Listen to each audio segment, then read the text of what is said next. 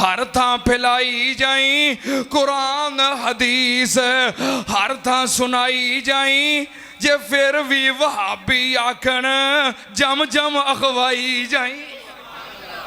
जो कहना ना कुरान ते हदीस की गल है, फिर तुसीं अपने आप नूं वहाबी कवो तो भावें ना कवो। लोगों ने साडे कोल ना उत्थे शेखूपुरे मार्केट के अंदर एक दुकानदार है, काफ़ी देर तो साढ़े लागे काम करता है।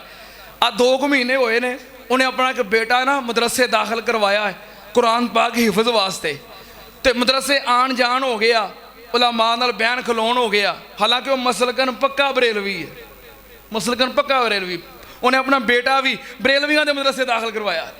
लेकिन मौलवियों नाल जान आउन बहन खलोन हो गया। बच्चे नूं लैन जा रहा, लैके आ रहा, मगर जा रहा, उलमा को असातिज़ा को बह रहा है।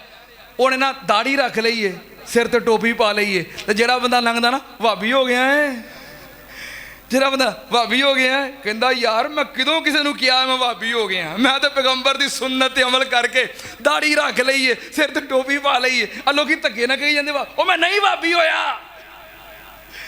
इस वास्ते मैं कहना कुरान हदीस हर थां सुनाई जाई। जे फिर भी वहाबी आखन जम जम अखवाई जाई। ला तो कद्दमू बैना यदाइल्लाहि व रसूलिही वत्तकुल्लाह, नबी पाक तो अगे बढ़ना, बल्कि फत्तबिऊनी युहब्बुकुमुल्लाह, पिछे पिछे चलना है। अल्लाह पाक तुहानू अपना वली बना लेगा, रब तुहाडे ते रहमतां करेगा, तुहाडे गुनाह माफ कर देगा।